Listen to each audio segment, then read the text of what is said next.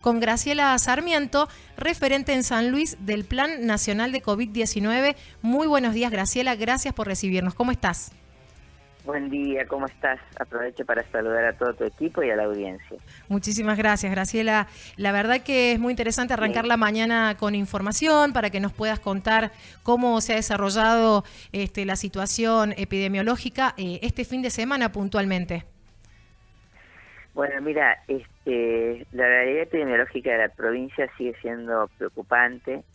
Estas dos últimas semanas hubo un pequeño descenso en el número de casos, pero no es el descenso esperado. Esto no, o sea, las medidas que hemos tomado, que se aplicaron en la provincia, no impactaron en la medida que esperábamos.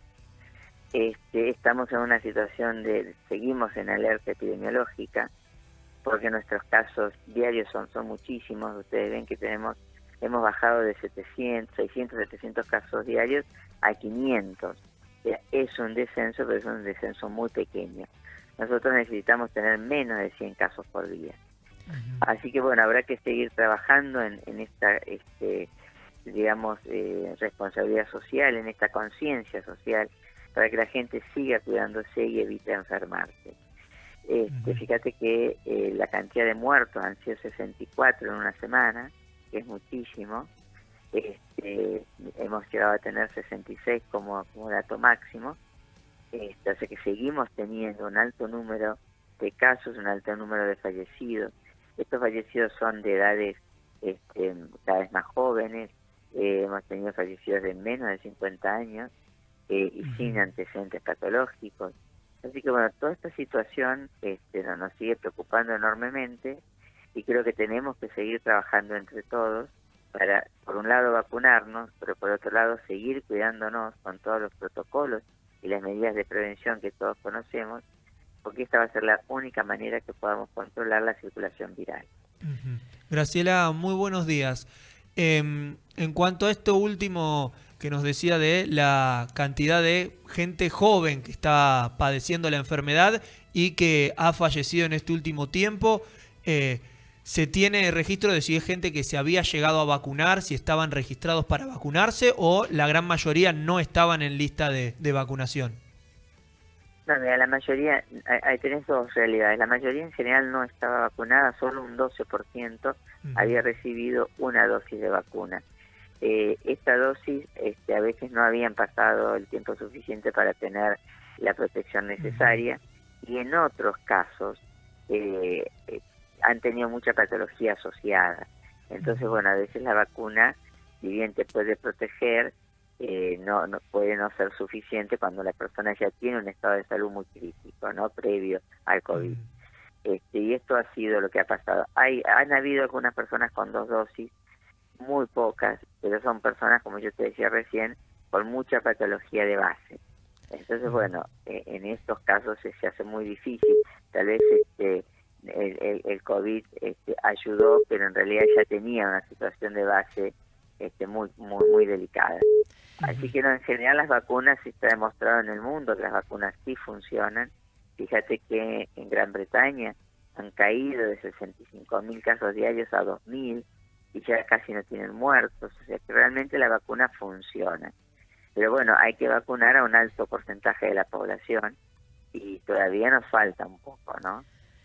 Graciela, puntualmente sí, hemos estado conversando sobre esta temática con la directora del hospital, con la coordinadora del Ministerio de Salud de la provincia, donde se hablaba y se manifestaba que la vacuna no es la única herramienta para combatir la pandemia y bueno, esto de reforzar los protocolos de autocuidado. Nos llamaba la atención que a pesar de las medidas que tuvimos, bueno, obviamente confinamiento estricto, podríamos decir, ciertas localidades se dispararon en casos positivos de COVID, como por ejemplo la vecina ciudad de Santa Rosa. También nos llamó la atención La Punta, localidades que no tienen tanta cantidad de habitantes. ¿Se puede determinar qué está pasando? ¿Cuál es el comportamiento de la gente que lleva este crecimiento de números?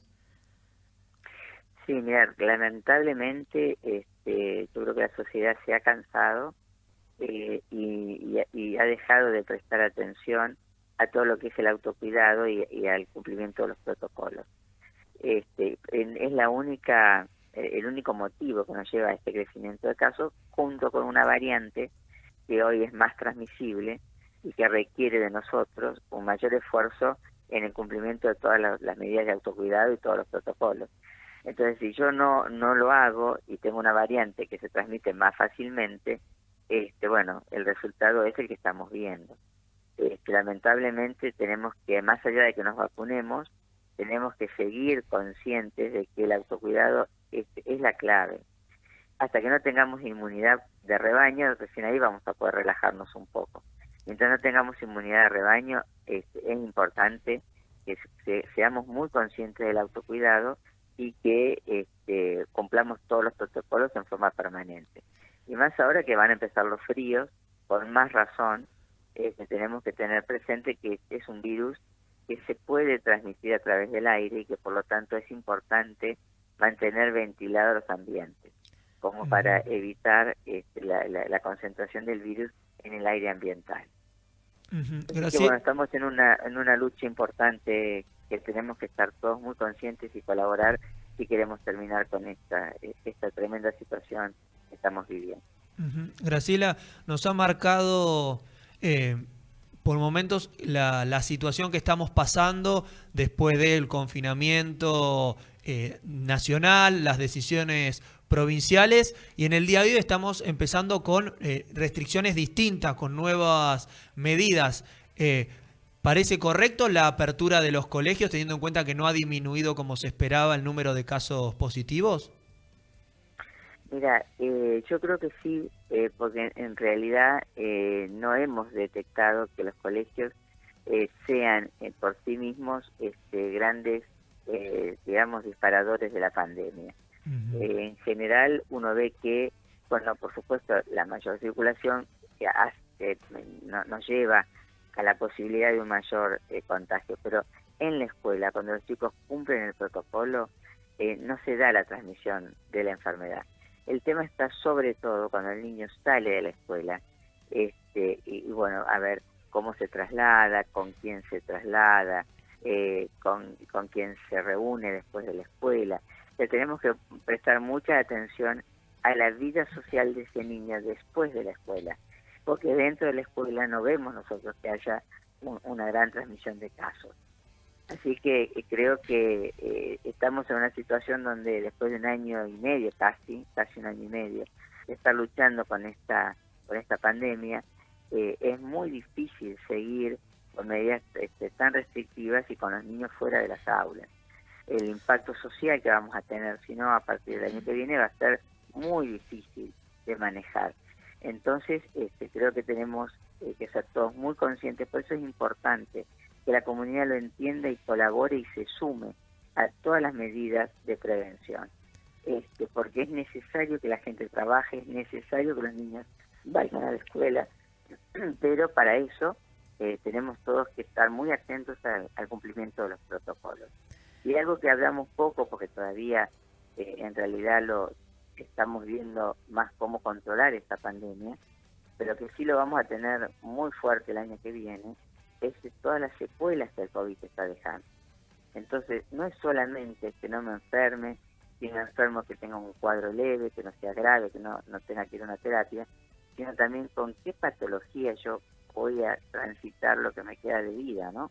Porque estamos viendo mucha dependencia con el oxígeno, estamos viendo muchas dificultades de distinto orden, que las vamos a ver más claramente el año que viene, y ahí nos vamos a dar cuenta el gran daño que este virus nos ha causado.